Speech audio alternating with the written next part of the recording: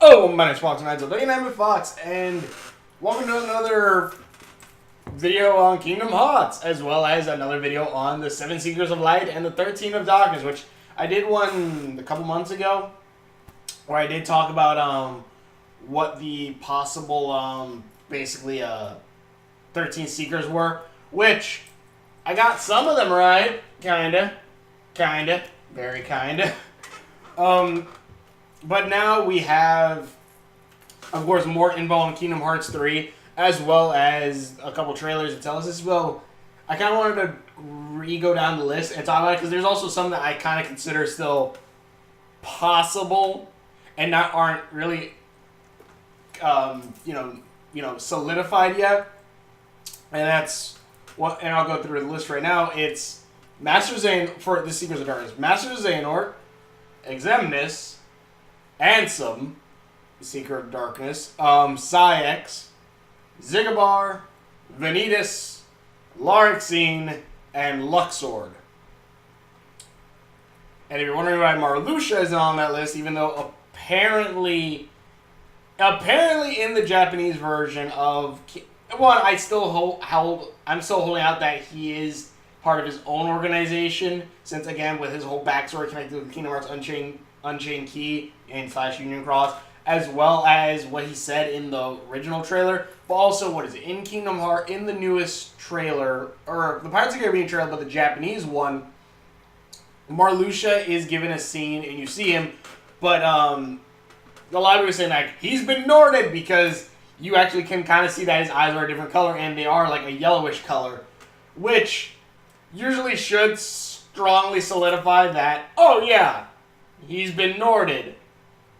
But then again, this is also, and hopefully I have an image up right here for you, but again, not that long, before all this, the first trailer we saw him in, we saw Sora with these eyes. So I'm not quite sure if this means that he's Norded, or in the case that Sora's turning Norded, or his eye colors suddenly turned green. So don't know. Especially since if Marluxia is supposed to be Norded, just from a development standpoint, it's think of if anyone's ever seen the movie Frankenweenie, where basically it's stop animation and stuff like that, and everything is made black and white. Why are you going to make a model? Why are you going to make a model of Marluxia with blue eyes to then switch it to yellow eyes? Unless, because again, it's like if you take the Frankenweenie movie, where again everything in that movie is made in black and white because it looks like a black and white movie. It's all the figures are made in black and white. It's like coloring all that into like the colors of, his hair is brown, his hair is this, and then we just throw a black and white filter over it. It kind of, at least to me, doesn't really make much sense on that note of like saying, oh yeah, we're just gonna color the we're gonna give it these beautiful colors and then just black and white it. It's just like, why are you gonna make Marluxia with the model of blue eyes and then change it to yellow, and then like, oh yeah, we should probably marker that in yellow.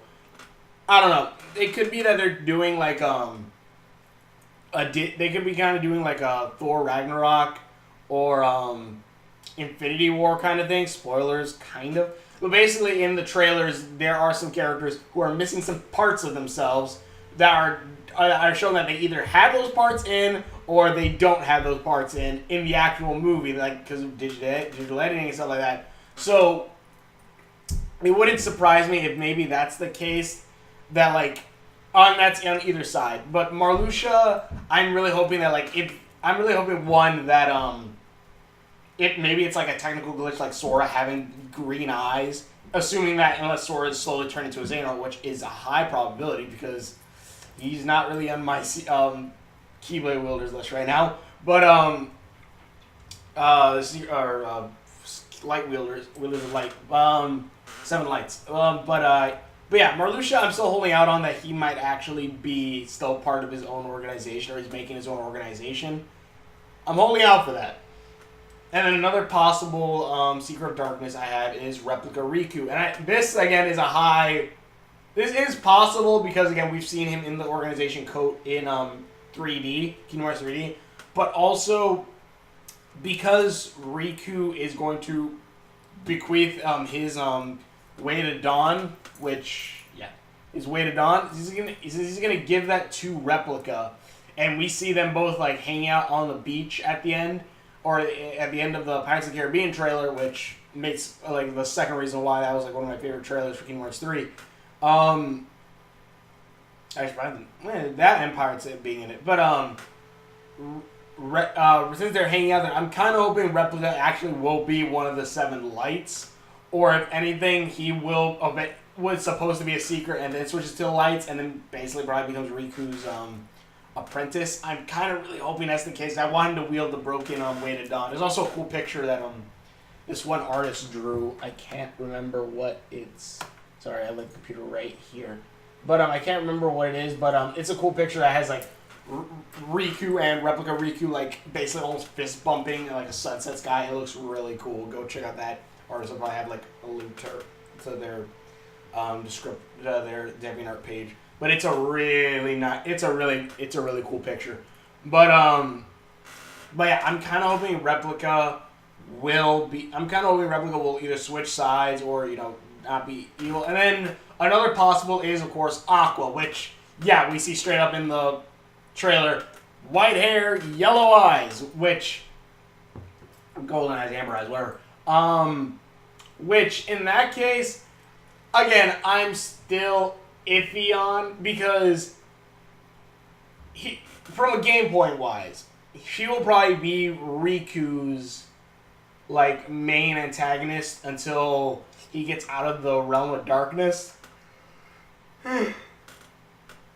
But also Riku can save her. And I mean that because Riku has delved into someone's heart before and taken out the darkness. And I'm pretty sure Riku, as maybe Sora will have given this ability, but Riku, since in Kingdom Hearts 3, when he actually gained the power, when he gained the Mark of Mastery, as well as the power to delve into people's hearts and fight the darkness inside them, Riku is probably going to play, of course, a pivotal role in bringing Aqua back, as in going into Aqua's heart and releasing Xehanort, or fighting Xehanort inside of her heart. So there is still that note of this. If she's actually just, or also on the flip note of that too, that could just be a mirage and illusion created by the realm of darkness. Since again, we've seen this happen with Aqua herself in 350 in 0.2. Even though we do also see the mirror Aqua and like the Aqua in her voice saying that like eventually she will give into the darkness. But who knows? Again, that one is still iffy on her being Norded or not. Her being a Seeker of Darkness or not. But then again, like the list of characters is slowly kind of dwindling. So again, chance, but I'm kind of still iffy on that note. And then again, a certain character might be able to fill 2 slots later on. But yeah, those are the 3 possible Seekers of Darkness that have been shown. The next are the 7 Keyblade wielders, the 7 lights, which I have as Riku, Mickey, Lee, and Kairi. There are 3 slots unfilled. And again, couple reasons why. One, of course, you think Sora would be on there, but I kind of brought up a reason in the last video, and one of my other videos, and I'm going to bring it up in this one. But let me talk about the other ones first. First off, like a couple possible ones is one being Lingering Will, because we see that Xemnas and Ansem are still alive, which I guess time travel we could call it that. But I'm kind of hoping there's still nobodies in Heart. No, well, we did see Master Xehanort comes back furthest in the future, so that does mean his heart must have been refixed and his body. So it is iffy whether or not Terra is back. But if anything, I would love to see on the Keyblade wielder side Lingering Will, just like the final Keyblade battle on the graveyard, and you just see Lingering Will just come up with his Batman cape and ears, it just comes in with his freaking giant Keyblade. I would love End of the World. I would love to see that. Like, see him fighting alongside everyone in that armor, fighting Xemnas and Ansem to gain his body and heart back. I think that'd be kind of freaking cool. But yeah, so Lingering Well would be an awesome addition to the Seven Lights. Second on that of possible is Roxas / Ventus, because the way I see this is, one, we do see that there's about 7, 8, 9, I believe 9 shadows in the flash forward, I guess, of Kingdom Hearts Unchained Union Cross. In this, at one point you do see where the final battle is going to take place. You see 13 darknesses on this side and 9 figures on this side, which someone brought up as like, oh, it's the 7 Lights and Mickey and Goofy, or Donald and Goofy, and I'm like, okay, that makes a lot of sense. That makes sense why there's 9 figures instead of just 7. So there's that bit. There's that bit which is kind of cool. There's that bit, the lights and whatnot. But then Roxas, because there's like, if let's say Lingering Will is the next spot, who does take the next spot in this list. There's 2 slots left, 6 and 7, which I want to say, like, if Sora is part of the 7 Lights, him and Roxas and Ventus would make a pretty good then I would say that most likely, because I'm assuming this is probably going to be the case, that Roxas is really the nobody of Ventus, because of course Ventus' heart is inside Sora's. So when Roxas is reborn and comes back, he's going to be, him and Ventus are basically going to be the same person. Their memories are going to mix, and then they come back as the same person. Which I'm kind of really hoping that's the case, because then, like, I hope that's the case. Then, like, it's still Roxas and Ventus just, basically merged. They're the same person. They've always been the same person. It's at least that's how I'm kind of taking that. It's kind of like Ansem and Xemnas, that they're the same person. When they merge, they just make Xehanort, kind of. So, like, I kind of want that to happen. If that's not the case, and they actually are 2 separate people, that then means we have an excess of Keyblade wielders. Unless Roxas loses his Keyblade because he's not Ventus, he doesn't have Ventus nor Sora with him anymore. But we have an excess of Keyblade wielders. Which, if that's the case, then you have all 7 Lights. And then also, on the flip note of that too, because again, Sora isn't on the 7 Lights list because of a couple things. One, they say there's supposed to be a big twist at the end, and also, I brought this up in another video, Tetsuya Nomura said that Kingdom Hearts, that after, when they asked him if this was Sora's last game, if we're going to play as a new character in the next arc of Kingdom Hearts and stuff like that, so Tetsuya Nomura says, this game series, I don't know if I can answer that or something like that, but he said that Kingdom Hearts is Sora's story. Which, because this game does have some, like, inspiration from genres like Star Wars, especially if you look at Birth by Sleep, keep bringing that up. So if you bring that up, George Lucas said a similar thing about Anakin, saying Star Wars is Anakin's story. Which, if you know what happens between episode 3 and 4, or at least the end of episode 3, and the big baddie throughout the rest of the 4, 5, and 6, yeah, Sora might go evil. Which, a simple way of seeing how this would happen is Sora, and again, this also even works if, like, let's say if Aqua is saved by Riku, and Aqua actually is one of the 7 Lights too, and again, we still have an excess, but that means we would have Lingering Well, Aqua, and then we would have 7, which is, we'd be missing two of the 13, if, like, let's say Replica and Marluxia are part of the 13 organization members. we would then have it to where there are 2 spots missing for the 13 vessels. Which Sora, if he's going to bring back Roxas / Ventus, and basically the only way to do that is to, unlock his heart like he did in Kingdom Hearts 1, which, if anyone remembers what happened in Kingdom Hearts 1, Keyblade unlocks, Sora becomes a Heartless, as well as becoming a Nobody, as well as releasing, Ventus's Nobody or Sora's Nobody, Roxas. So, if, let's say, Replica is still on the Seekers of Darkness side, which would suck, or if anything, what if Aqua stays and Replica actually joins the Keyblade Wielders of Light? That would be a cool twist. And leave Aqua still as a bad guy. But yeah, that would actually work a lot better, especially Lingering Will would want to fight to save Aqua as well as if Roxas Ventus comes back, he would then also want to go and save Aqua. So yeah, that would make sense. But get out of here, fly. Sora unlocking his heart and releasing his actual Nobody as well as his actual Heartless, which we've seen since Coded that, yes, if Sora would have stayed a Heartless, he would have been a beast. And I don't mean that figuratively. He would have been a monster. Sora would be one of the strongest Heartless there is, as well as probably even be able to fight Ansem, Secret of Darkness. He'd be one of the strongest Heartless there is, and then we'd also be able to see Sora's actual Nobody, which would just look like Sora, of course. But yeah, that would then leave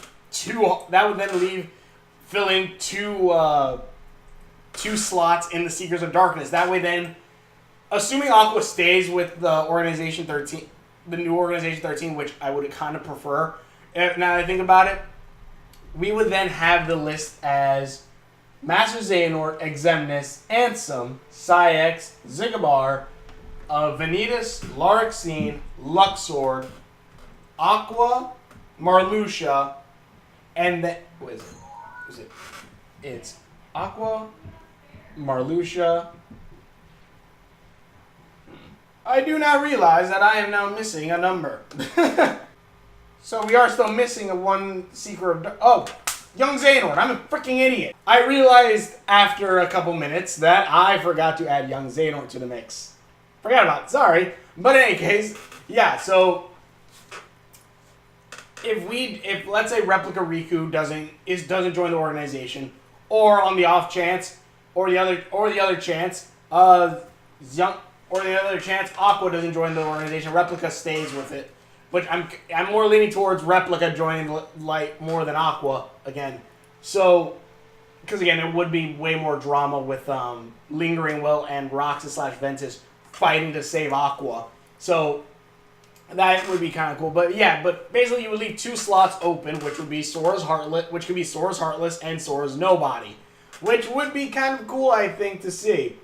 And not to mention also because if Riku is the next playable character, is the second playable character, which it's highly hinted at because of some DLC, which again, go check out one of my other videos.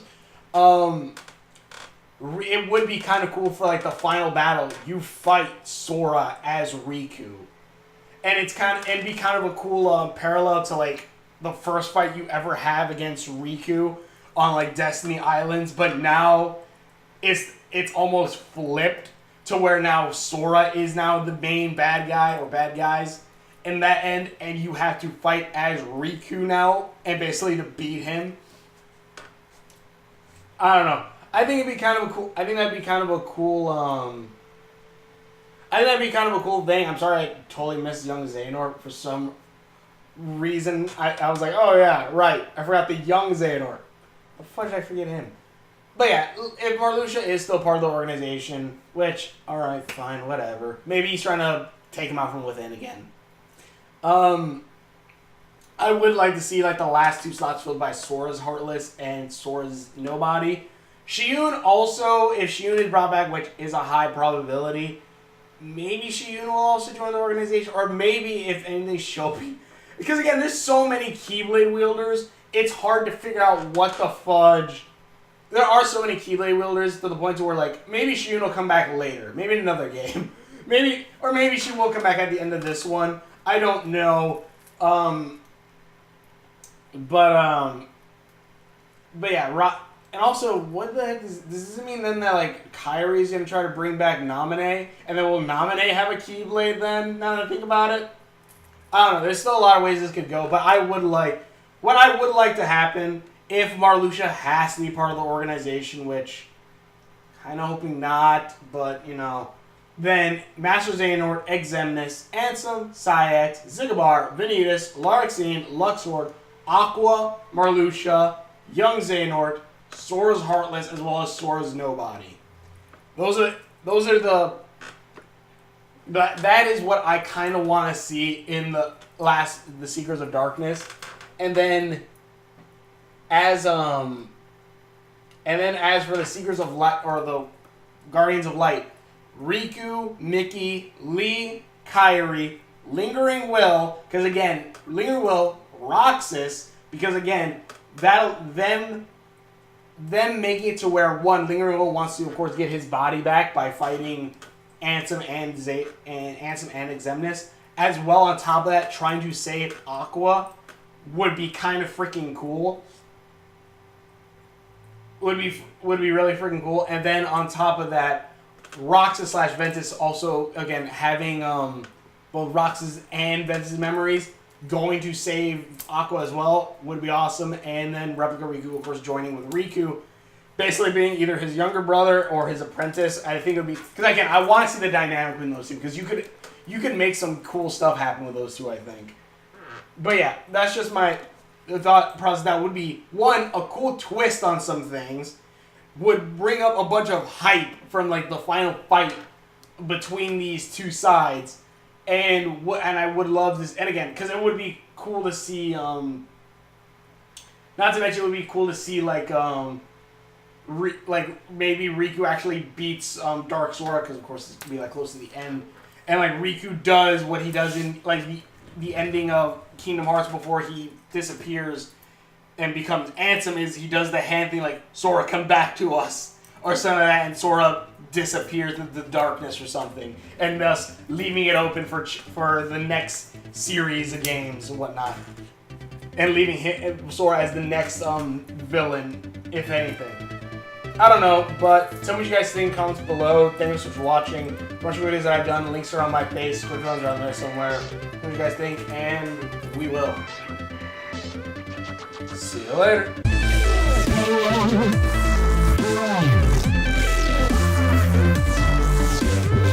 The Keyblade!